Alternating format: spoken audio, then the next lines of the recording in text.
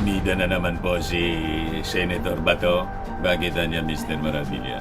Sabi ni Bato, punong-puno na niya ako sa ginagawa ng China. Huwag kami, Senator Bato. Alam namin ang kulay po ninyo. Ang kulay po ninyo, yellow.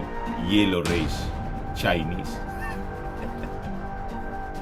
Dinadala mo na naman po sa drama kasi you'll be seeking re-election. Kahit pasok ka sa survey, may latest survey po, mga kababayan, ang dami mga pro-China.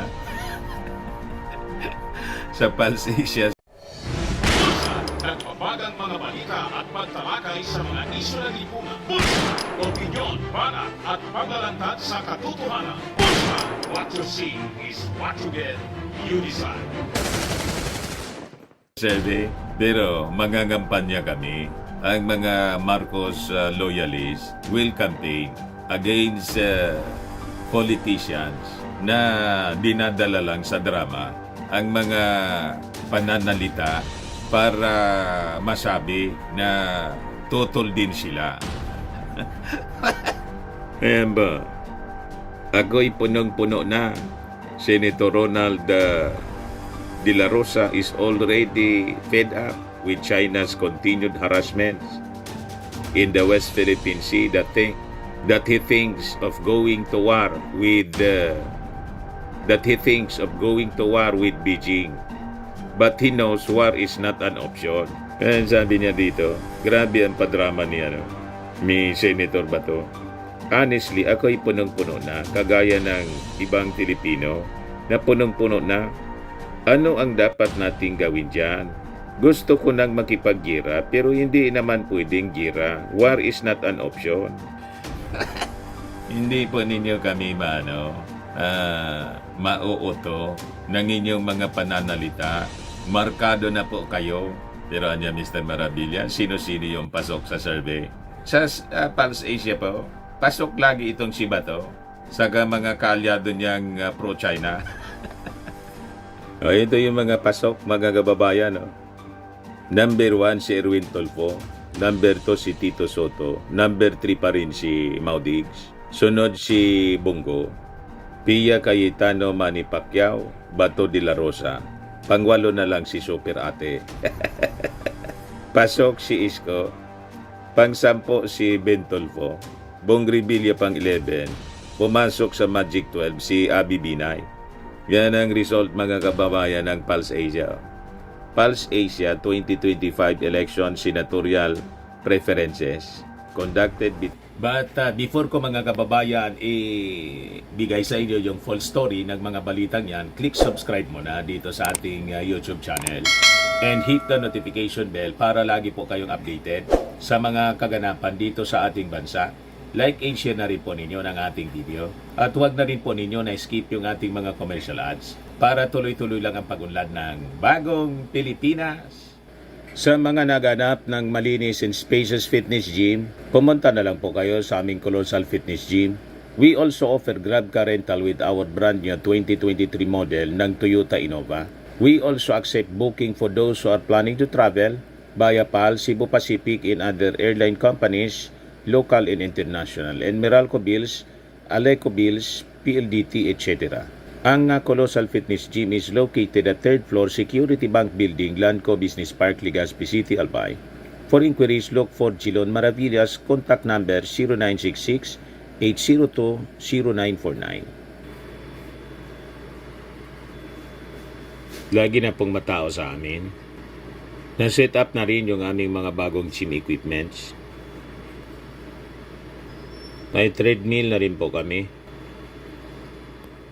Ito naman po yung bago naming product na binibenta online. Eye Glow Serum, whitening po siya. Tingnan ninyo yung epekto sa aking anak na architect before and now. Yung mga inquiries po ninyo, dumiretso na lang kayo sa kanyang Facebook account, Riz Maravillas. Ito naman po, Firmax Firming and Lifting Cream, pinapahid po sa mga pulses and affected area. Mainam po siya sa mga pains, mga paninigas na mga kaso-kasuan. Pinapahid-pahid lang po siya sa mga pulses. Ito naman po, Automax Radiant Serum. Sa mukha naman yung application. Anti-aging po siya. you will look 10 years younger than your age. Sa mga cancer patients naman po, baka lang gusto ninyo itong itry. Ning siya red mixed fruit drink. Hindi man po siya gamot, food supplement siya. Kaya lang, gawa siya mga kababayan sa goji berry. Yung goji berry may anti-cancer properties. Yung mga inquiries po ninyo, dumiritso na lang kayo sa aming messenger sa Facebook para masagot namin agad. Ayos pa? Ayos na niya, Mr. Maravillas. In March 6 to 10, 2024 with base of 95% registered voters. So kailangan niya, Mr. Maravillas, talaga massive na information na campaign laban dito sa mga pro-China politicos. Yan nga po. Kaya inuulit-ulit natin kung sino-sinong itong mga pro-China. At tayo naman po rito, itong mga survey firm, malamang may dumadaloy. Negosyo yan po, mga kababayan. Baka may mga dumadaloy na galing sa Beijing. Kasi yan po yung strategy ng China sa buong mundo. I-impluensya yung mga politiko at gumamit ng mga pamamaraan kung paano i-manipulate yung kaisipan ng ating mga mamamayang Filipino at ng mga tao sa iba-ibang tao sa mundo. Kasi yung objective po ng China is to replace America as the superpower. Pero anya, Mr. Maravillas, anong tingin mo sa China? Ang China po, wag kayong masisindak sa kanyang mga ginagawa ngayon. Kasi sa totoo lang, tinatamaan ng kamalasan ngayon yung China. Ano anya, Mr. Maravillas, na kamalasan? Pabagsak po ang economy ng China. Time Magazine. China's economic slump is here to stay. Kaya sa tingin natin, mga kababayan, nang bablap lang dito sa atin yung China at porsigido sila na i-intimidate tayo. Nagbabakasakali na matatakot tayo kasi ang daming favors po na nakuha sa previous administration in terms of business. Ngayon po, nag-iba tayo ng direksyon. Kahit yung Amerika, mga kababayan, sinikil na yung economy ng China. And that's the reason why pabagsak po yung economy ng China ngayon. Ito nga sa atin po Kung ang daming contracts noong panahon ni Digong ang nakukuha dito sa atin, ngayon po, hindi na kasi nakita yon ng ating Pangulong Bongbong Marcos. Kaya ibinalig natin yung ating atensyon to other countries, to ASEAN countries na hindi po nagsasamantala sa atin. To Japan, to America, and European countries. Yun ang mga pinupuntahan for investments ng ating Pangulong Bongbong Marcos. Kaya grabe po ang pagselos ng China sa atin because of the foreign policy. Tama naman po yung mga actions ng ating Pangulong Bongbong Marcos. Bakit mo i-feed ang isang bansa at tutulungan na lalong magyaman na ginagamit po yung yaman nila para po ibuli tayo? Tama pa, mga kababayan? So malamang mahirapan ng China, mga kababayan, na i-finance ang sarili nila at maisipan na makipaggira with America. Ayan po, sabi rito. March 4 pa lang itong article ng Time Magazine. Sabi dyan, China is in the midst of profound economic crisis. Growth rates are flagging as unsustainable mountain of debt piles up. China's debt to GDP ratio reached a record 288% in 2023. But even that eye-popping figure does not capture the uncomfortable fact that much of it was borrowed to buy assets that no longer yield enough income to repay the debt. This is especially true in the housing sector, where sales have fallen by a third since the pre-pandemic peak, and new construction is down 60%. This is one of the worst housing crashes in the world over the last 3 decades. Ganon, mga kababayan, ang sitwasyon ng economy ngayon ng China. Kaya wag tayong pasisindak. God is with us. Para niya, Mr. Maravillas, may intervention na yung ating Panginoon. Malamang, mga kababayan, kasi nasobrahan kaswapang ang mga Chinese. Di ba? Nagpayaman sila na nagpayaman para mangbuli ng mga bansa all throughout the world.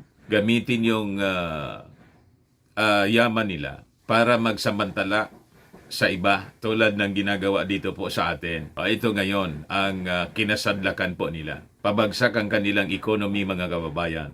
So sabi rito, many Western pundits and politicians view this crisis as a sign of the bankruptcy of China's leadership in economic system. But it is more akin to the crystal debt crisis that have plagued capitalist countries throughout history. The eventual collapse of China's bubble has always been inevitable.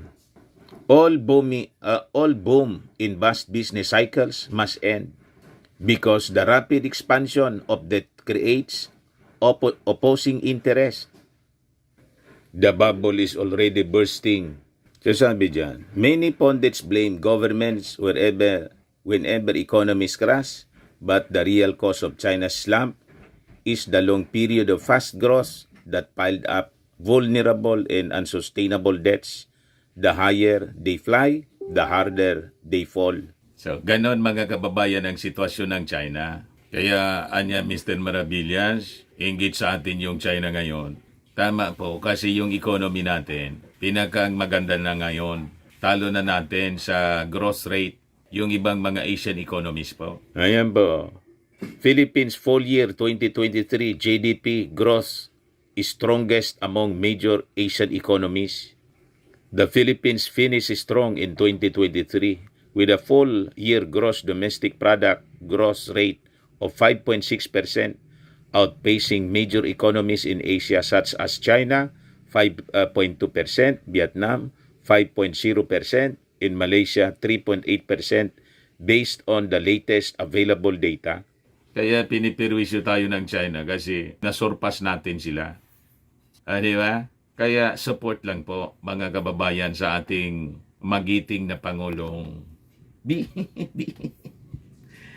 BBN. Ayan man lang po mga kababayan yung short video natin. Ako po si Dante Maravillas. Bye-bye. God bless.